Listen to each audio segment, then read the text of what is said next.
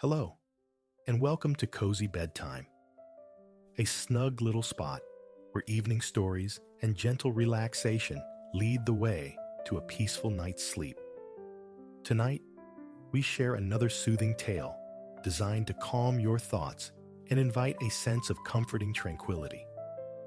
But first, let's pause for a moment to prepare body and mind for rest. Find a comfortable position, and with each slow inhale and gentle exhale, imagine the day's worries drifting away. Detaching from daily busyness can be tough, especially as bedtime nears. But remember, the less we worry about falling asleep, the more easily our minds can release lingering tension. Allow the gentle rhythm of your breathing to wash away any leftover concerns, and let tonight's story guide you into deep relaxation. Now, settle in and let the warm, comforting atmosphere of cozy bedtime envelop you. Enjoy the story, and may your night be peaceful and restorative.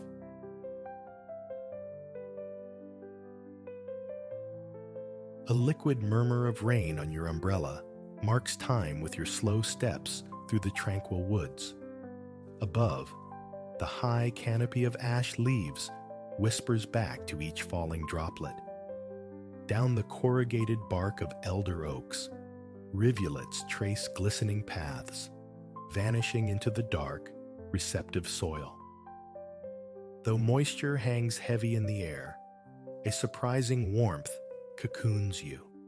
It is one of those spring afternoons, pregnant with the scent of loam and burgeoning life. Beneath the trees, a haze of bluebells carpets the ground in swathes of violet blue. Nearby, the unmistakable pungent sweet breath of wild garlic drifts on the damp air. Through the latticework of branches filters the sound of distant laughter and conversation. Faint echoes of other wanderers. You know these winding ways intimately. There is no destination pressing, only the journey itself. Your gaze pauses, caught by a blackbird foraging across the uneven earth. Its plumage, you observe, is not mere black, but a constellation of iridescent purples, deep forest greens, and midnight blues. Tiny, perfect spheres of rainwater bead upon its feathers like scattered jewels. The bird regards you for a heartbeat, a mutual acknowledgement of presence in the green solitude, before hopping deeper into the undergrowth. A companion, you sense, enjoying this rain-washed world nearly as much as you. Beside the wide track, near a moss-crowned tree stump, you halt. Closing your eyes, you draw in a long, slow draft of the rich air, feeling it fill your lungs. Just as deliberately, you exhale, releasing the breath, and with it, a knot of tension coiled in your shoulders and neck. A profound sense of contentment settles over you. A quiet gratitude for the pulse of life thrumming unseen and seen all around. Further on, the path diverges at a familiar junction. Straight ahead lies the way to the pond, where swans navigate the water's surface with serene indifference. To the right, a track slopes downward toward wildflower meadows, holding the promise of early butterflies. Yet, you choose the leftward path, venturing deeper into the wood's embrace. Here, the trees press closer, their density muffling the sounds of the outside world until only the forest's own voice remains. This path delivers you unexpectedly to a clearing. Memory offers no map to this particular sanctuary, yet its discovery feels like a quiet rightness. A circle of lush grass lies cradled by more ash trees. Tucked to one side stands a wooden shed, its structure veiled in creeping ivy, though the deep green paint beneath seems startlingly fresh. Its door rests slightly ajar, an invitation. Curiosity stirs. What secrets might it hold? Drawn forward, you approach the shed. As you draw near, a small gleaming brass plaque upon the door catches the diffuse light. Engraved upon it are two words, Model Railway.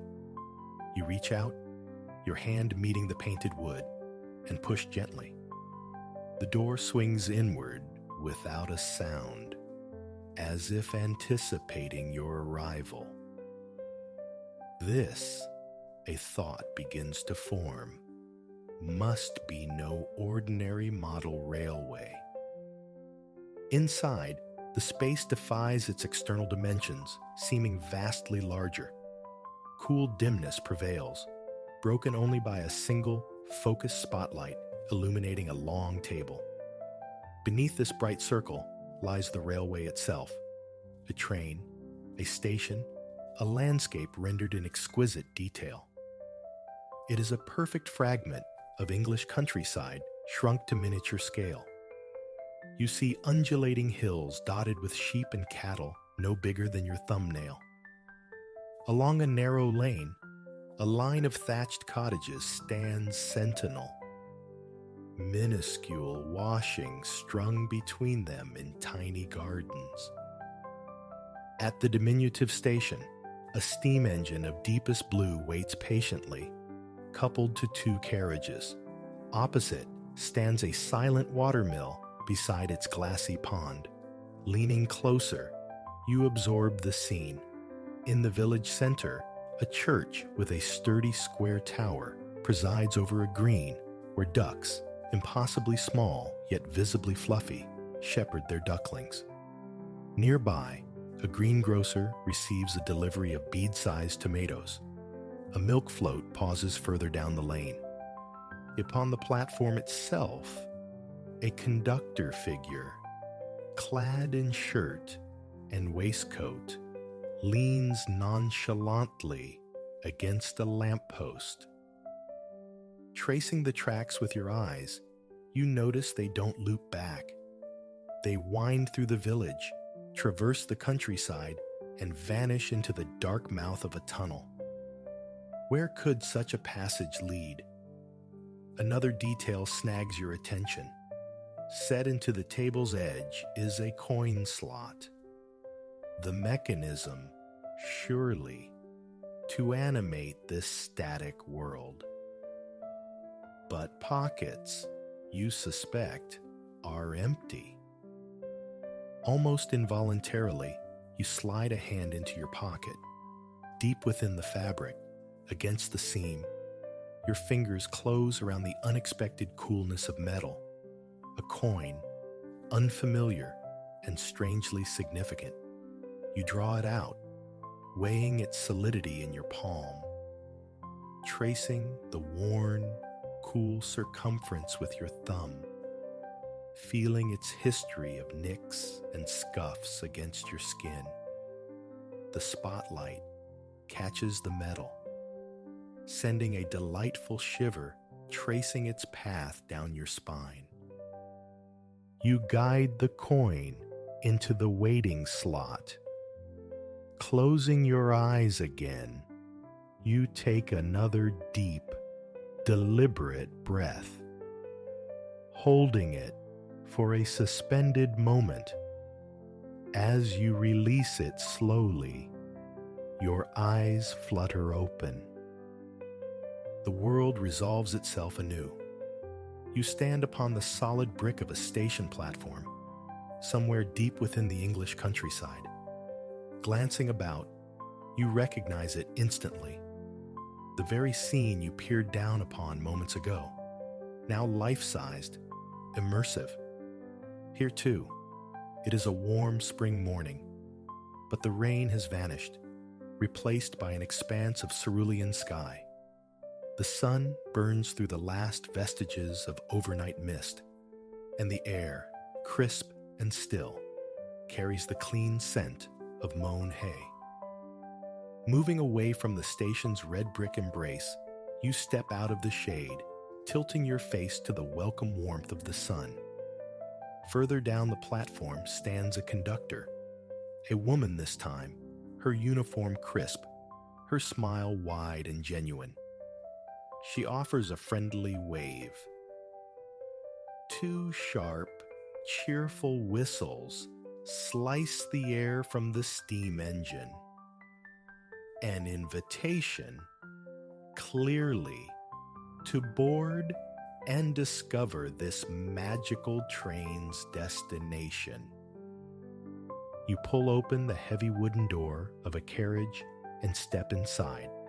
No sooner have you settled onto a plush seat of deep red velvet within your compartment than another whistle sounds.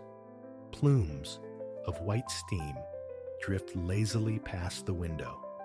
Peering through the glass, you glimpse a heron descending with statuesque grace beside the mill pond. Even as you watch, a gentle lurch signifies departure. The train begins its smooth glide away from the station. Soon, the mill and its quiet water slide from view. Beyond the station, vast orchards unfold. Row upon row of squat apple trees stretch towards the horizon, their branches heavy under a froth of pink and white blossom. You are undeniably far from the shed in the woods now.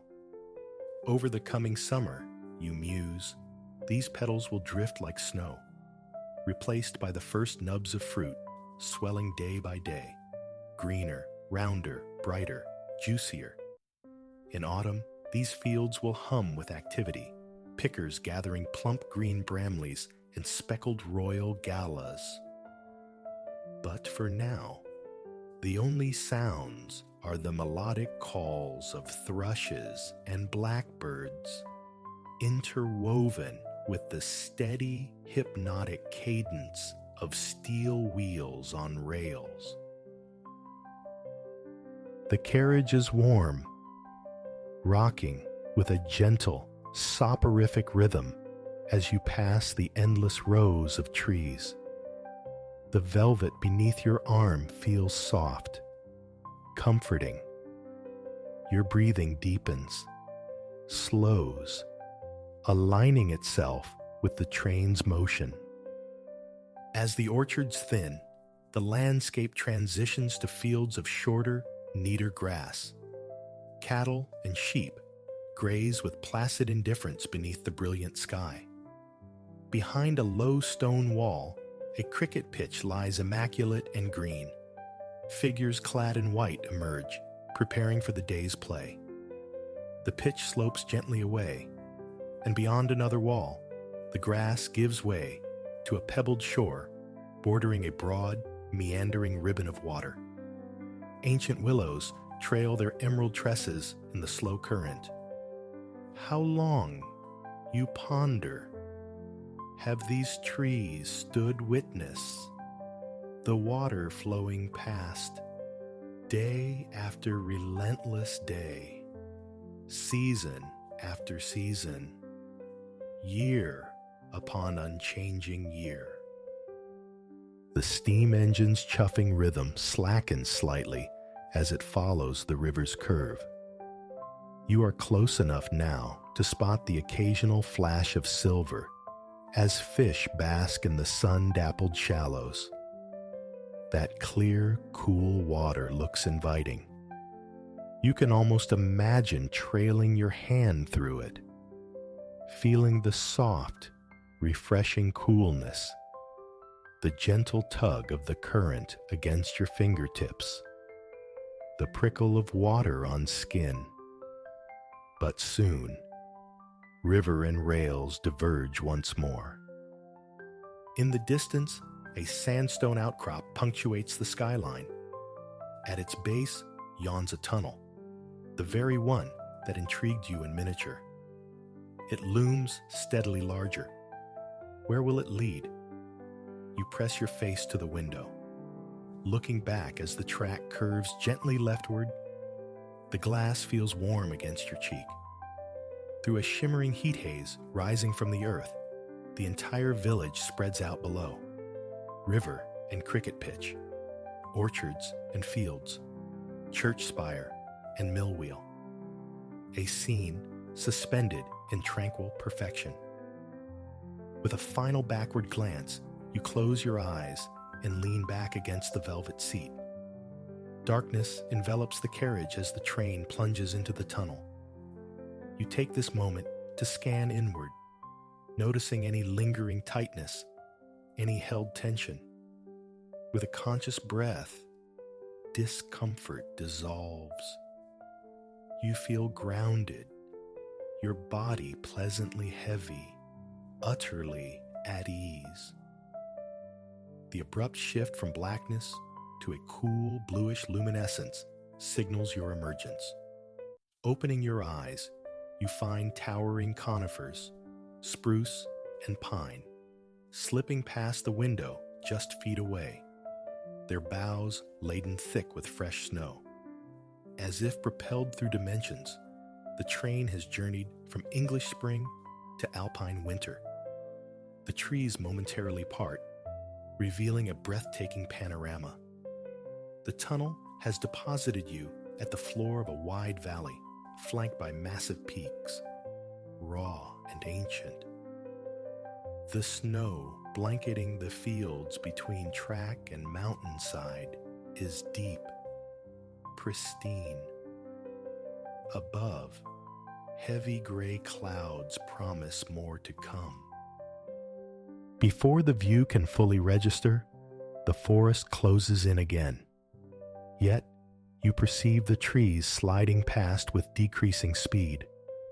Leaving your compartment, you cross to the corridor window on the opposite side. Here, snow-frosted boulders cluster at the base of sheer, dark gray cliffs, ascending towards the unseen sky. The tracks, it seems, are hugging the curve of another mountain. A subtle pressure signals the brakes engaging. The train glides to a smooth halt at a minuscule station. It consists merely of a concrete platform, a few bright red seats huddled beneath a simple plastic shelter. This lack of structure affords an uninterrupted vista back down the valley. Before you, an expanse of untouched white stretches into the middle distance. Great forested slopes climbing the valley walls, converging towards a cluster of colossal mountains whose jagged peaks pierce the brooding clouds. An impulse arises. Explore this stark platform while you can. You're still clad in the jacket worn for your woodland walk, clearly inadequate for this winter realm. As the thought forms, an overhead luggage rack clicks open. A pair of thick, black winter gloves tumbles out. Smiling at this serendipity, you reach up and open the locker fully. More fortune. A knitted hat rests inside, white wool flecked with gray, alongside a long padded jacket. Slipping it on feels like burrowing under a soft, warm duvet.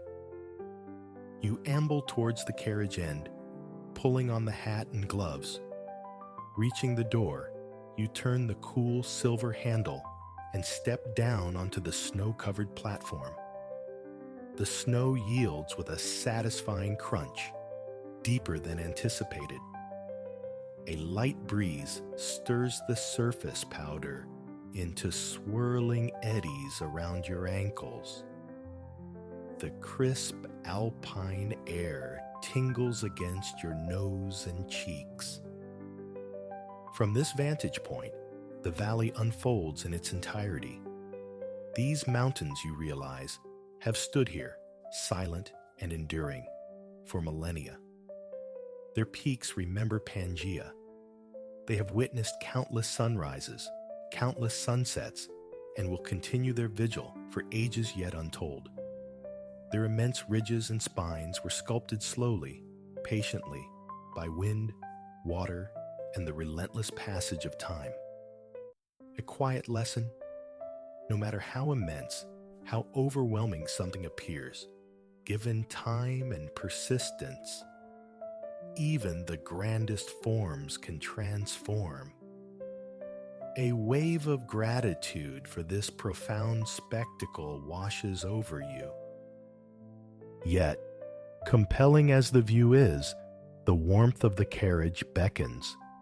Retracing your steps through the snow, you climb back aboard. Moments later, the train stirs into motion once more. The forest thickens outside the window as you remove the borrowed winter gear, stowing it back in the locker. Just as you click it shut, the train enters another tunnel, another passage through the unknown. Anticipation sparks. Where next? Abruptly, the grays and whites outside dissolve into hazy blues, and the resonant sigh and crash of the ocean fills the carriage. You are now traveling along a track laid precariously close to the sea's edge. Between the restless water and the low cliff, hugging the rails, lies a sandy beach, narrowed by the high tide.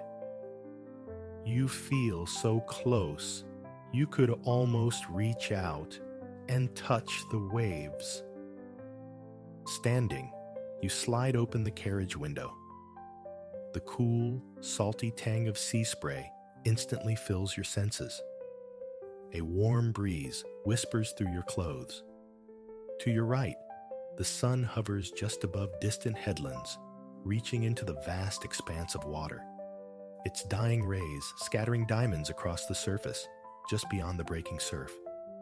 Then you see it, a gentle splash, and what looks like a small, furry, light brown cap bobbing on the swell. Then another, and another. What could they be? Now they seem to be floating effortlessly on their backs. Recognition dawns. Sea otters. A rare and fortunate sighting. These enchanting creatures, you recall reading, delight in diving into submarine kelp forests for sustenance, capable of holding their breath for minutes as they twist and play in the cool, green depths. They possess special pouches in their chest fur for stashing finds. Floating supine, they nibble contentedly on shellfish and clams. They are social too, often linking paws while resting or eating, forming rafts to stay together. Sometimes, family groups even use strands of kelp to anchor themselves against the currents, preventing separation. Out in the ocean, the otters drift, seemingly observing the slow passage of your train. You blink, and in that instant, they vanish beneath the waves. Settling back into the plush velvet seat, your eyelids grow heavy. A gentle weariness steals over you. Perhaps the thought drifts. It is time to return. As if in answer, the steam engine emits a soft whistle just as the train enters yet another tunnel. You allow your eyes to drift closed. When you open them again, the familiar orchards greet you through the window. The air is cooler now, the sun hanging low, painting streaks of purple and rose across high, thin clouds. The scent of spring, damp earth and blossom, drifts through the open window. The day is undeniably waning. The rhythm of the wheels slows further as the well-remembered village slides into view. The church, the mill, the blossom-laden trees. It feels mere moments since you departed, yet stepping onto the platform, you sense the satisfying conclusion of a long, rich day. As the sun finally dips below the horizon, you close your eyes, drawing in one last long breath of the country air. Slowly, you release it. Opening your eyes once more, you find yourself standing back in the ivy-clad shed discovered in the woods. Below you, petite and still, lies the magical model railway. The shed door swings silently open. Outside, the rain has ceased. The sun, low in the sky, manages to pierce the canopy, casting long shadows. You cannot have been absent for long.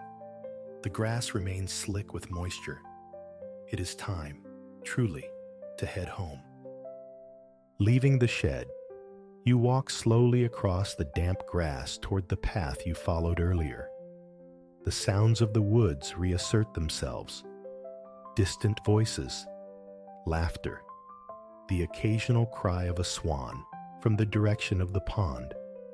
As you reach the edge of the clearing, you steal a final glance back towards the shed.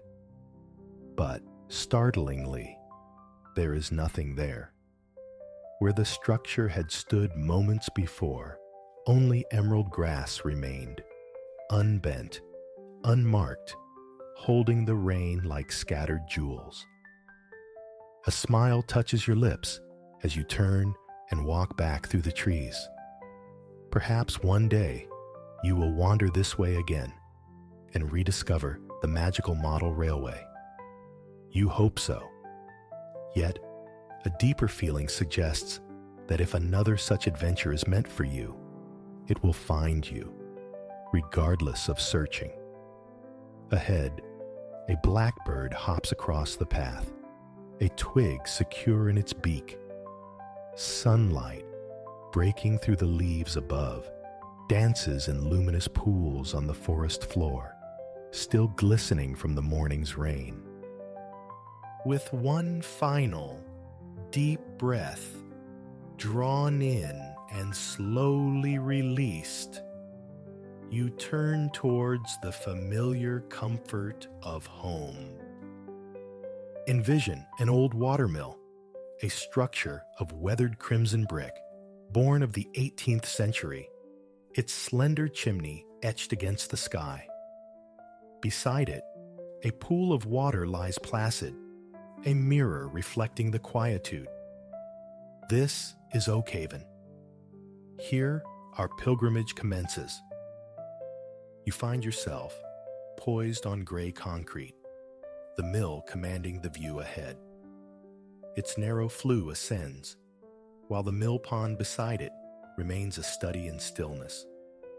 Today unfolds as a gentle meandering through this particular corner of the Midlands, a landscape that breathed life into the imaginings of Elias Thorne, seeding inspiration for parts of his children's tale, The Little Wanderer, and later, the vast tapestry of his fantasy epic, The Sovereign Stone Cycle.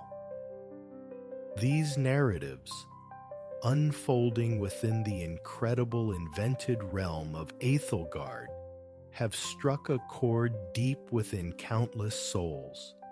Small wonder, then, that The Sovereign Stone Cycle stands among the most cherished book series ever conceived.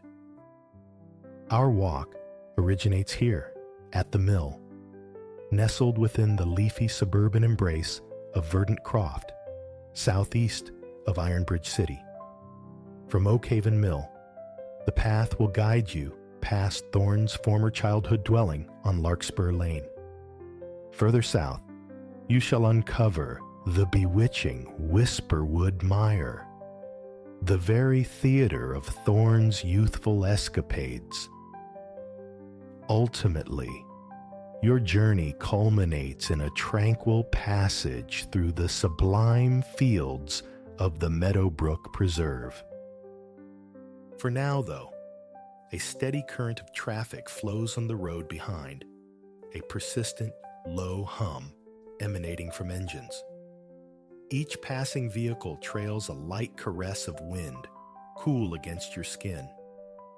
Thoughts drift through your mind, ephemeral as these cars, neither troubling nor distracting, simply moving through.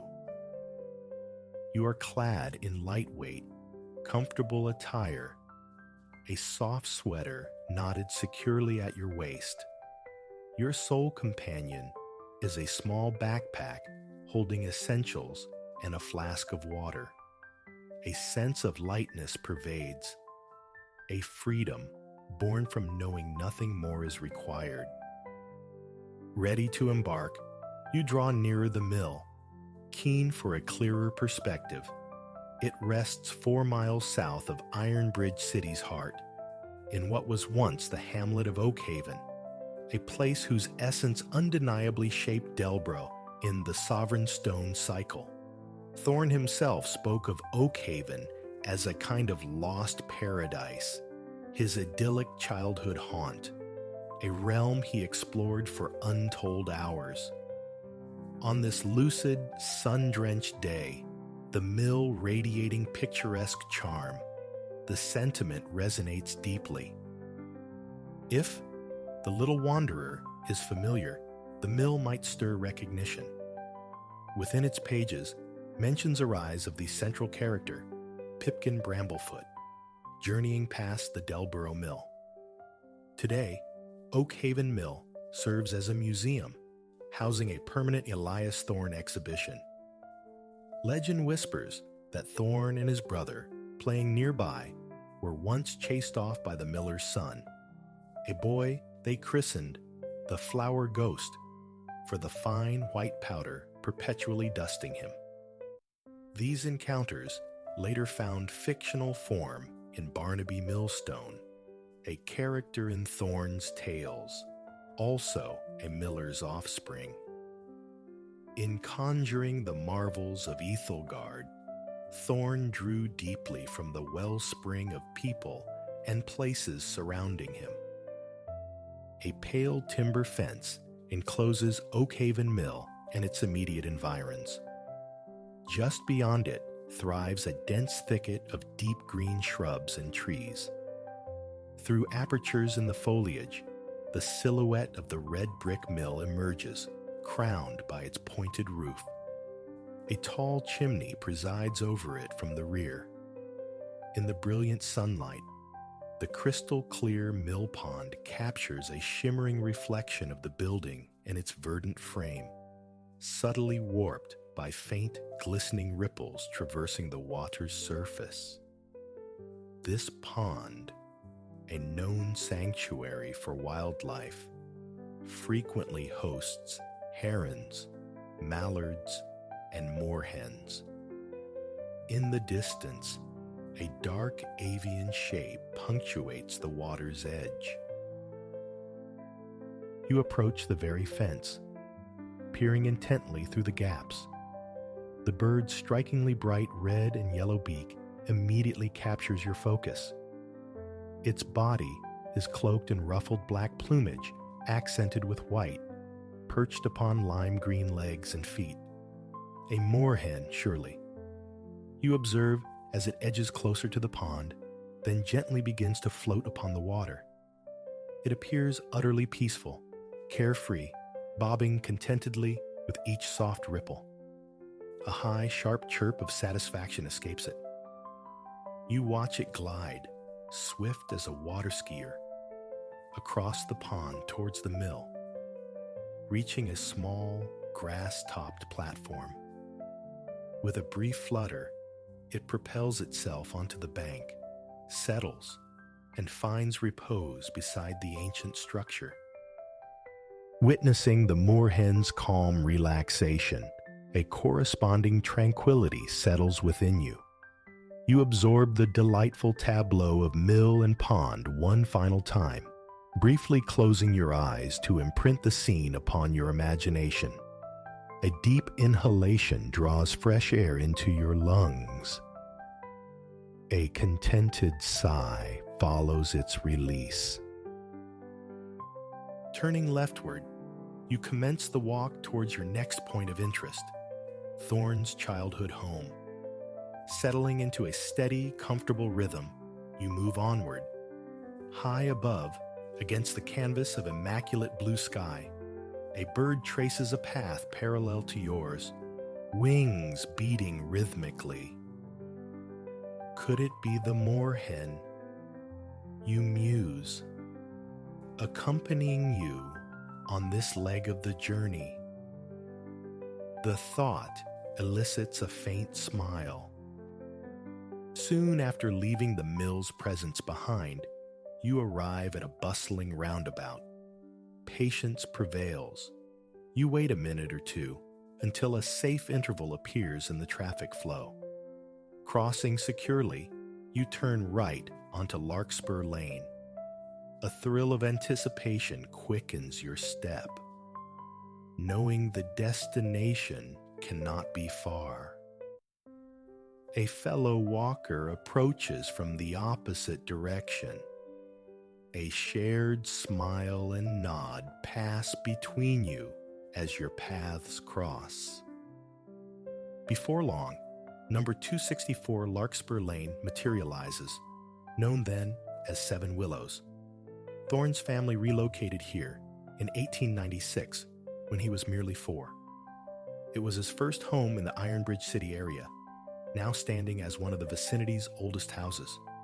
You pause, absorbing its details. The mock Tudor dwelling presents itself before a row of similar homes. A charming front garden features a wide stone path flanked by delightful squares of green lawn. The upper story of the appealing 2-level building is painted pristine white, accented with dark timber strips lending character. Below, exposed brickwork frames a white bay window projecting outwards. The house possesses a pleasing irregularity, with a pointed roof and a section extending forward, sheltering the robust green front door. Like its neighbors, the property is contained by a low wooden fence and gate. How many times, you ponder, did Elias Thorn pass through this very gate, behind that sturdy green door? During Thorn's residency, this area was entirely rural. He often recalled this period as the happiest segment of his childhood. As sunlight bathes the houses, casting defining shadows, you conjure images of that bygone era. A vicarious happiness fills you, envisioning those idyllic youthful days. Directly before Thorn's former home, a verge of green grass runs alongside the pavement. At its center stands a tree, its leaves glinting like emeralds in the sun. The crowns of larger trees, visible beyond the rooftops, sway gently in the breeze. It becomes clear why Thorn cherished Larkspur Lane. Even now, amidst the hum of passing cars, an enduring sense of peace persists. Reaching into your backpack, you retrieve your water flask. A refreshing sip prepares you to resume the adventure. Next lies the enchanting Whisperwood Mire. To reach it, you cross the road, retracing your earlier steps. Within minutes, a road branches off to your right. Following the pavement, you navigate more suburban streets before arriving at the Mire's entrance. Whisperwood Mire, once a reservoir serving Oakhaven Mill, is today a park and nature reserve.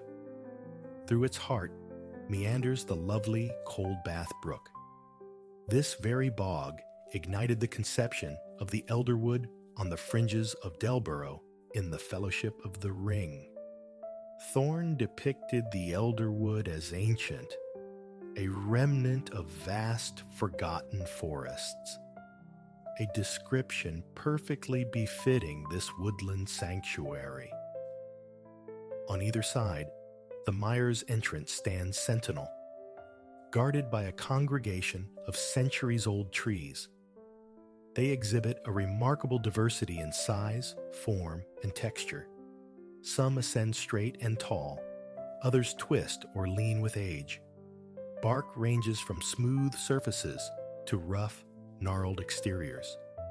Drawing closer, you observe the deep, intriguing striations etched into their bark, testaments to their venerable age. Leaves upon the branches perform a delicate ballet as a light, warm gust whispers past, creating a wondrous rustling symphony.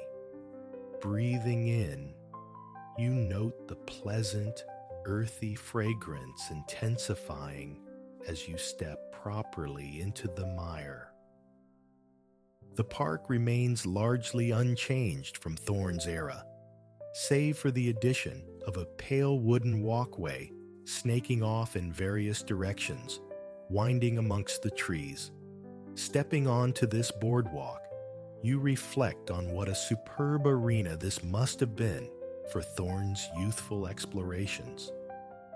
Further along the path, two children clad in Wellington boots catch your eye. They are paddling in the brook, perhaps mirroring the very activities of Thorne and his brother long ago. One child sends up a small splash with her left foot, scattering water droplets into the air. Laughter follows, then another stomp, water sloshing over her colorful boots. A smile touches your lips at their evident enjoyment, and you proceed along the walkway. The rhythmic clip-clop of your shoes against the wooden planks offers a satisfying cadence. Focusing on this sound anchors you, fostering a sense of calm groundedness. Presently, you encounter another group of children, these ones engaged in scaling some of the more contorted, obligingly bent trees. A boy, perhaps 8 or 9 years old, successfully attains a sturdy branch, perching there with a beam of proud accomplishment. The mire truly is a natural adventure playground. Once more, you grasp Thorne's deep affection for this place. You continue tracing the winding path. Certain sections remain damp and muddy, shaded from the sun's persistent rays filtering through the dense canopy. Navigating these patches carefully, the clip-clop transforms into a soft squelch underfoot. Just ahead, to the left, a set of wooden steps ascends to a decked viewpoint. Eager for a different perspective, you head towards them and begin to climb. With each upward step, you draw nearer the ancient treetops. The sun's warmth intensifies here, light pouring through arboreal gaps. Looking skyward, you see the sun glowing through a patterned quilt of clouds that has gathered overhead. In this moment, standing calmly on the viewing deck, a profound ease settles over you. Below stretches a sea of verdant hues, trees, grass, moss. Occasionally, through breaks in the greenery, glimpses of other people moving through the mire appear, though their sounds are muffled and distant. Such peace resides on this platform. The sole audible sounds are the susurrus of leaves stirred by the wind and the delicate tweets of birds perched on nearby branches. The mire is simultaneously intriguing and profoundly tranquil. What a magical place drifts through your thoughts. After a quiet interval spent admiring the panorama, you take another sip from your water flask, feeling refreshed and ready to proceed, you descend the steps, returning to the wooden walkway below. Following the path leftwards, you arrive at a gate flanked by trees. Passing through, ensuring it clicks shut securely behind you, you find yourself once more on a pavement beside another busy thoroughfare. Initially, the renewed sound of cars feels almost jarring, yet the return of this gentle background hum soon becomes strangely soothing. Again, you become aware of thoughts passing like the traffic, knowing tranquility awaits shortly in the Meadowbrook Preserve. For now, turning left, you walk along the pavement at a steady pace. The cloud blanket has dispersed, and the sun lavishes warmth upon your skin. A welcome sensation after the cool shelter of the trees. Scarcely a breeze stirs. The temperature is perfect for walking. Throughout this adventure, time has lost its sharp edges. There is no urgency today, only the liberty to linger as long as desired. At the roundabout, you turn left again, continuing along the pavement, acutely observant of your surroundings. Small birds dart in and out of the bushes lining the path, their movements resembling a choreographed dance. A dog walker passes, their fluffy companion pausing to intently sniff the ground beneath the shrubs. You offer a smile to both before proceeding onward, walking until a familiar landmark reappears. To your left stands Oakhaven Mill, the genesis of this wonderful exploration. This time, however, you walk past it, turning left through the car park. As you traverse the tarmac, a pale wooden sign beside an opening catches your eye. The words are indistinct at first, but drawing closer clarifies the inscription. Welcome to the Meadowbrook Preserve. A sense of accomplishment washes over you. Having reached the final destination on this journey through Elias Thorne's remarkable world. Named in 2005 to honor Thorne's deep connections to the locale, the preserve is a nature reserve tracing the beautiful valley of the serene Silver Stream Beck for some 4 miles. It encompasses a rich mosaic of wetland, grassland, woodland, and heath teeming with wildlife. Much like the mill pond, herons, mallards, and moorhens are frequent visitors here. With fortune, one might even glimpse a kingfisher diving for its prey. Entering the park proper, the sounds shift. Children's laughter drifts on the air, mingling with the river's gentle, soothing flow. Before you unfolds a vast expanse of lush green field, stretching far into the distance. A straight golden path bisects the field, running parallel to the beck. Vibrant pink, purple, and yellow wildflowers are mirrored on the water's surface, which glitters under the sun's gaze. Just as Thorne described the Shire in his books, this park possesses a beauty both idyllic and profound. It isn't merely the river and path that command attention. Along the field's left flank stands a solid wall of trees, a natural barrier separating the park from the world beyond. These trees offer cool respite from the sun, yet permit sufficient light and warmth to filter through their leaves. The shaded area beneath them appears deeply inviting, the perfect spot to pause and rest a while. At this thought, a yawn escapes you, followed by a stretch of your arms. The day's walking has induced a pleasant fatigue. Perhaps, you consider, it is time for repose. Stepping onto the springy turf, you make your way towards the trees, slip off your backpack, and sit. Untying the sweater from your waist, you fold it into a makeshift pillow upon the ground. Resting your head upon its softness, you lie back, allowing arms and legs to fall into loose, relaxed abandon. Your limbs sink into the yielding grass beneath. The earth accepts your weight completely. Above, patches of blue sky peek through the intricate lace of leaves. Warm sunlight dapples your skin. Only a few wispy clouds drift overhead. Your eyes grow heavy, eyelids drooping with pleasant weariness. You blink a few times, striving to remain awake, to fully absorb the blissful atmosphere. But soon the effort becomes too great. Your eyelids gently close.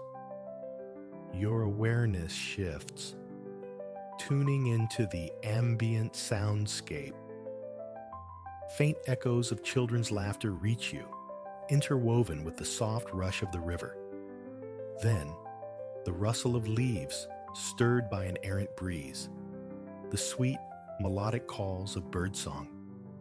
These sounds deepen your relaxation, allowing your mind to drift, to dream. You draw a slow, deep breath, exhaling with a sigh of utter satisfaction. Reflections on the day's extraordinary journey surface. The mill's perfect image captured in the pond, the bright-beaked moorhen at the water's edge, the evocative daydreams within Thorne's childhood home. The vivid memory of profound peace experienced on the Whisperwood Mire viewpoint returns. But which part, you ponder idly, was the favorite? Perhaps exploring the Mire's mystical terrain, or maybe this very moment, resting here in the Meadowbrook Preserve. Whatever the answer, all thoughts gradually recede, softened by the tranquil essence of Elias Thorne's world. And the comforting knowledge remains. You can return to this sense of calm whenever needed.